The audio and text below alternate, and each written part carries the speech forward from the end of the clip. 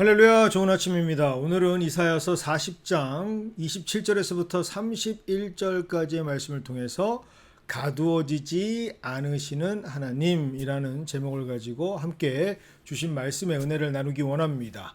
오늘 본문 말씀인 이사야서는 전체 66장으로 구성되어져 있습니다. 그런데 이 이사야서를 크게 두 주제를 중심으로 나눌 때는 먼저 1장부터 39장을 심판이라는 주제로, 그리고 40장부터 마지막 66장까지를 회복이라는 주제로 나눌 수가 있습니다. 그런데 이때 주제가 아닌 역사적 사건을 기준으로 전반기와 후반기를 나눈다면 바로 남유다의 멸망과 멸망당한 남유다인의 바벨론 포로기로 나눌 수가 있죠. 그리고 그 기점이 되는 장이 바로 오늘 말씀 40장과 바로 앞에 있는 39장이 됩니다. 특별히 39장에는 왜 남유다가 바벨론으로 포로가 되어 끌려갈 수밖에 없었는지 그 핵심적인 이유를 밝히고 있는데, 그것이 바로 이사야서 39장 6절이죠. 보라, 날이 이르리니 내 집에 있는 모든 소유와 내 조상들이 오늘까지 쌓아둔 것이 모두 바벨론으로 옮김바되고 남을 것이 없으리라. 여호와의 말이니라. 아멘. 그 이유는 바로 우리가 너무나도 잘 알고 있는 남유다의 왕, 기도로 15년이나 연장된 삶을 허락받았던 히스기야 왕이 하나님이 아닌 당시 신흥 강국으로 부상하던 바벨론에서 온 사신들에게 남유다의 모든 보물을 보여주는 사건을 하나님께서 하나님이 아닌 인간의 힘을 의지하는 우상 숭배로 간주하셨기 때문입니다. 이것이 바로 그 유명한 남유다의 멸망 예언이죠. 그리고 갑자기 40장이 시작되는데 그 내용이 점처럼 앞에 있는 기록과 자연스럽게 연결되지 않습니다. 40장 1절입니다. 너희의 하나님이 이르시되 너희를 위로하라. 내 백성을 위로하라. 아니, 나라가 망하게 될 것이다 라고 말씀하시고 갑자기 40장에 넘어와서 위로를 해주신다고요. 웬만해서는 그래서 잘 이해가 안 됩니다. 여기가 바로 성경이 어렵다라고 느껴지는 지점이죠. 그런데 여기에서는 반드시 사전에 꼭 이해해야 할 중요한 사실이 있습니다. 그것은 바로 이사야서 39장과 40장 사이에는 무려 150년이라고 하는 시간적 차이가 있다라는 사실입니다. 성경에서는 단 한 장의 차이지만 이미 39장까지는 멸망 전의 남유다, 그러니까 기원전 700년경의 히스기야 왕 시대 아수르 제국이 위협을 가하던 시기를 배경으로 하고 있고, 40장은 멸망 후에 바벨론 포로 생활하고 있는 백성들에게 하시는 말씀이기 때문이죠.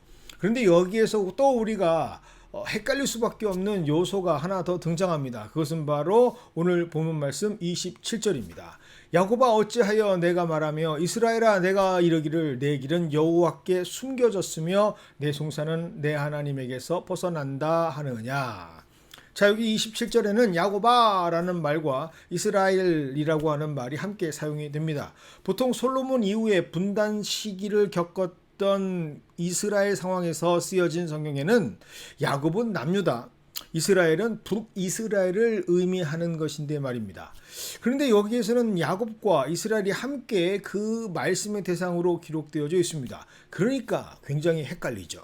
실제로는 이미 북이스라엘은 아수르에게 멸망당해서 존재도 하지 않는 상황이었는데 말입니다. 성경은 물론 실제적으로 역사적으로 남아있는 나라는 이제 남유다, 더 정확하게 말하자면 남유다를 구성했던 세 지파밖에 남지 않았습니다.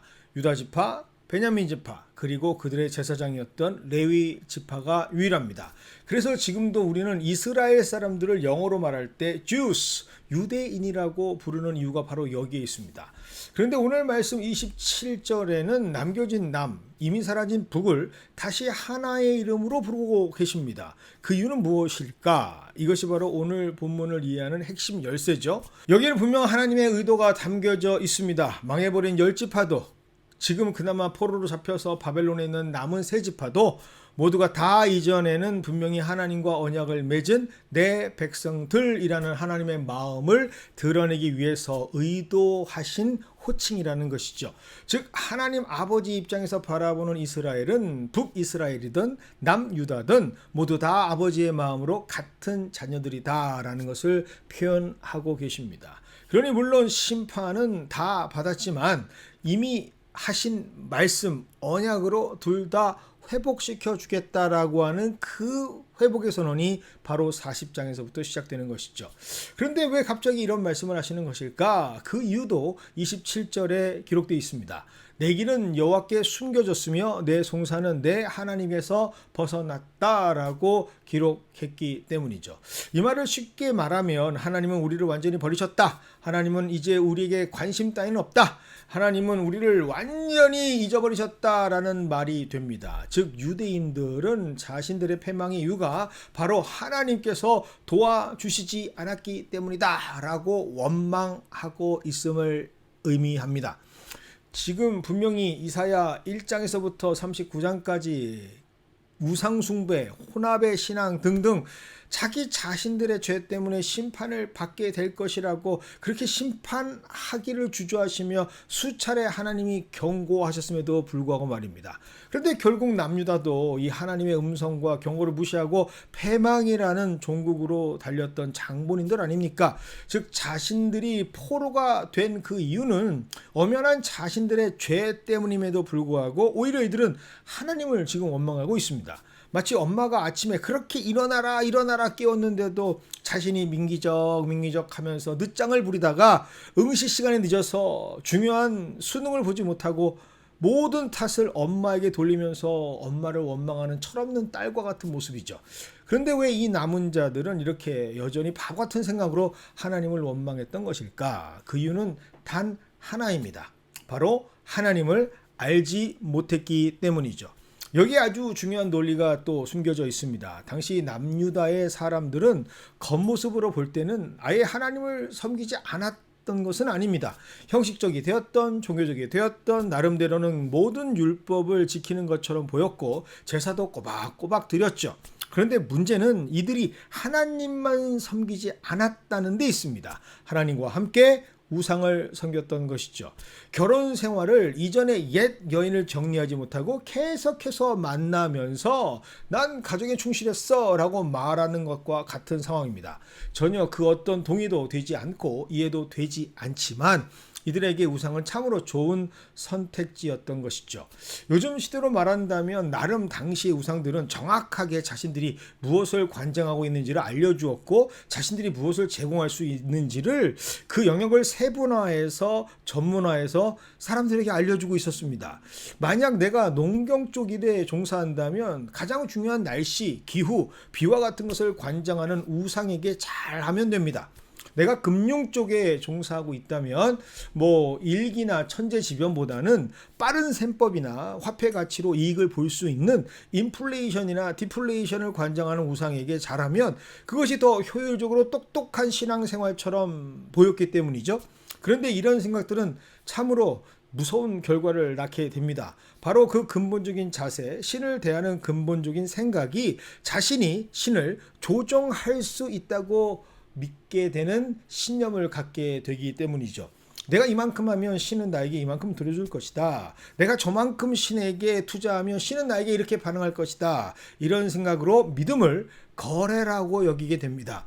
그들은 이래서 거래라고 하는 바탕 위에 세워진 나름대로의 종교심을 신이 아닌 자신의 입장에서 즉 내가 신을 위해서 얼마나 최선을 다했는가라고 집중하고 생각하게 됐고 그 기준에서 하나님을 바라봤기 때문에 하나님도 끝내 원망하는 자가 될 수밖에 없었던 것이죠. 아니 우리가 이렇게 열심히 성전에서 예배를 드렸는데 우리가 지금까지 대대손손 하나님께 꼬박꼬박 드렸던 재물만 해도 얼마인데 어떻게 우리가 이렇게 포로가 되도록 내버려 둘 수 있는 것이지? 어떻게 우리가 나라 잃은 사람이 되게 한다는 것이지? 라고 생각하는 것을 가능하게 했다라는 것입니다. 즉 하나님을 대하면서 배은망덕을 넘어서서 하나님을 비아냥될 수 있는 자들이 된 것이죠.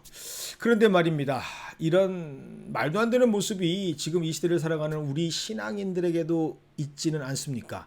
바로 하나님을 우리 기준 안에서만 이해하는 모습이죠. 절대적인 하나님의 기준에서는 우상을 만드는 사람이나 하나님을 원망하는 사람이나 다 근원적이고 근본적인 죄는 하나님을 자기 생각에 가두고 그 크기 안에 가두고 그 안에서만 이해하려고 하는 교만이 있기 때문인데 말입니다. 그래서 실상 교회를 다니고 신앙생활을 한다고 하지만 안타깝게도 신앙생활 하시는 분들 중에는 늘 하나님께 화가 나 있는 분들이 있습니다. 늘 하나님을 원망하고 하나님을 오해하는 사람들이 있습니다. 이때 그들의 속사람을 자세히 들여다보면 대부분 어떤 사람들인가?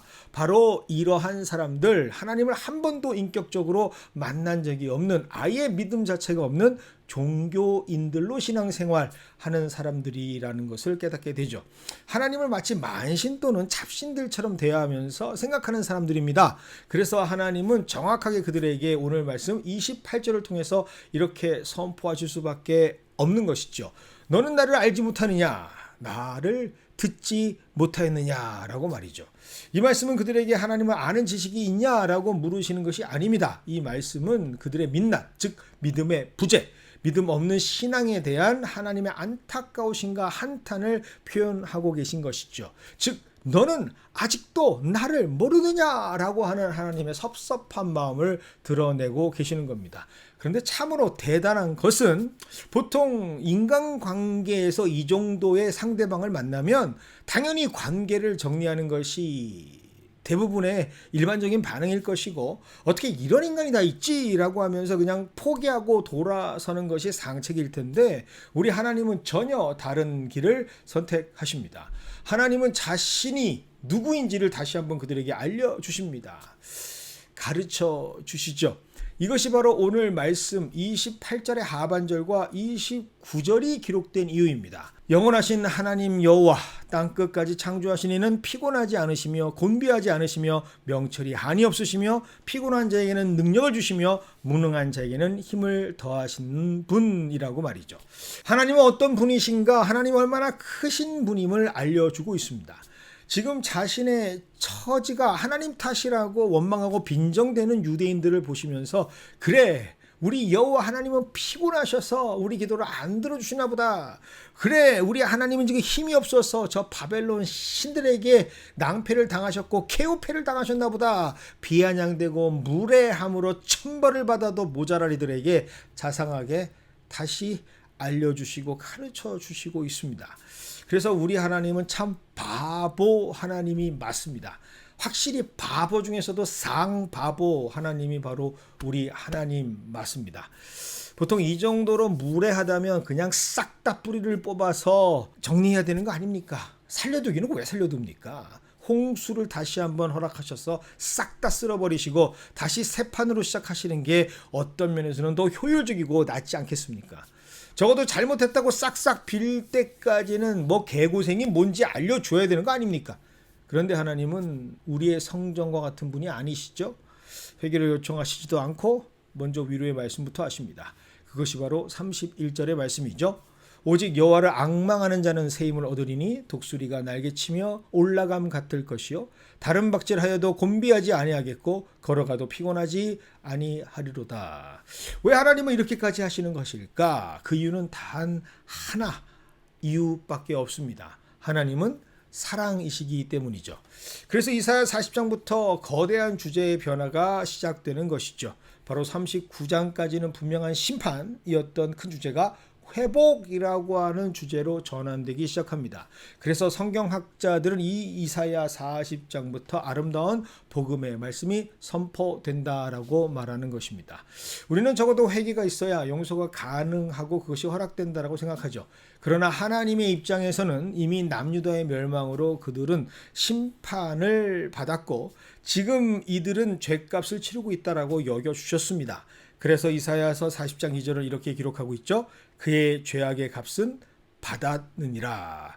그러므로 이제는 정죄가 아니라 회복의 시기가 시작되어야 한다라고 말씀하고 있는 것이죠. 마치 탕자의 비유처럼 말입니다.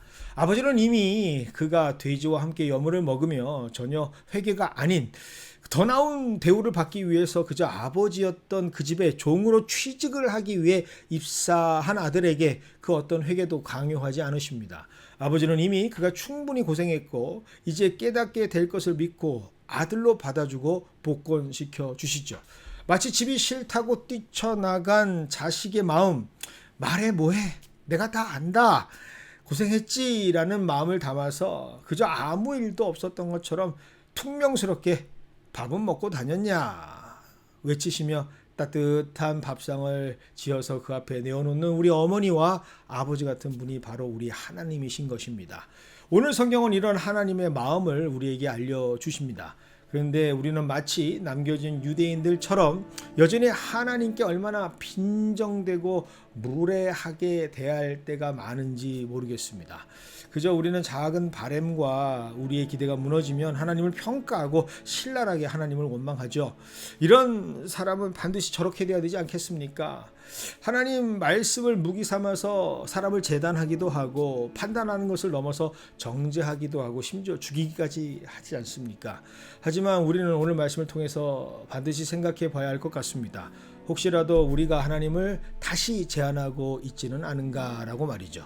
하나님께서는 절대로 우리의 생각 안에 갇히시는 분이 아닙니다. 시대와 세대를 넘어서 하나님은 늘 새로운 기준을 제시하시는 분이었고 모든 인류와 개념과 역사를 뛰어넘어서 사랑의 하나님으로 새로운 하나님 나라를 만들고 확장하시는 분이시기 때문입니다.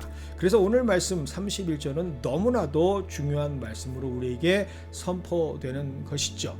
사실 많은 사람들이 이 말씀을 그저 이사야서 31장만 뚝 떼어서 자신에게 주신 말씀으로 삼고 붙잡는 경우들이 많습니다. 하지만 31절의 말씀은 우리가 함께 오늘 조금 길게 함께 우리가 나눈 것처럼 27절의 질문에 대한 하나님의 답변이죠. 우리는 끝났다, 우리는 절대로 희망과 미래가 없다 라고 원망하는 그들에게 아니다, 그렇지 않다, 여기 다시 살아날 수 있는 방법이 있다, 다시 회복할 수 있는 방법이 바로 나 여호와를 다시 앙망하면 된다라고 말씀하셨다라는 사실을 우리는 반드시 깨달아야 합니다. 즉 오늘 본문은 결국 포로 생활보다 더 큰 문제였던 포로가 된 마음을 바꾸시는 하나님을 증거하고 있죠. 그리고 하나님께서는 이런 모자라고 철저한 패배의식에 쩌들어 있는 유대인들의 환경을 바꾸시기보다는 그들이 알지 못하고 오해하고 왜곡되어 있는 하나님에 대한 이해를 바로 잡으십니다. 질타하지 않으시고 그들에게 기꺼이 사랑으로 하나님이 어떠한 분인지를 알려주시면서 말입니다. 그들이 다시 회복할 수 있는 믿음을 공급하시면서 말입니다. 그래서 하나님은 먼저 자신의 크심과 신실하심을 다시 보여주시고 그 하나님을 신뢰하고 앙망하는 자가 새 힘을 얻을 것이다 라고 약속하십니다. 이 하나님을 오늘 함께 말씀으로 만나는 기쁨이 저와 여러분에게 가득하기를 축원드립니다. 오늘 이사야 본문의 유대인들과 다를 바가 없는 우리에게도 그렇게 역사하시는 분, 그분이 바로 우리 하나님이시기 때문입니다. 그래서 오늘 말씀은 출애굽기 34장 6절과 7절의 말씀으로 대신하도록 하겠습니다. 여호와라 여호와라, 자비롭고 은혜롭고 노하기를 더디하며 인자와 진실이 많은 하나님이라, 인자를 천대까지 베풀며 악과 과실과 죄를 용서하시리라. 아멘.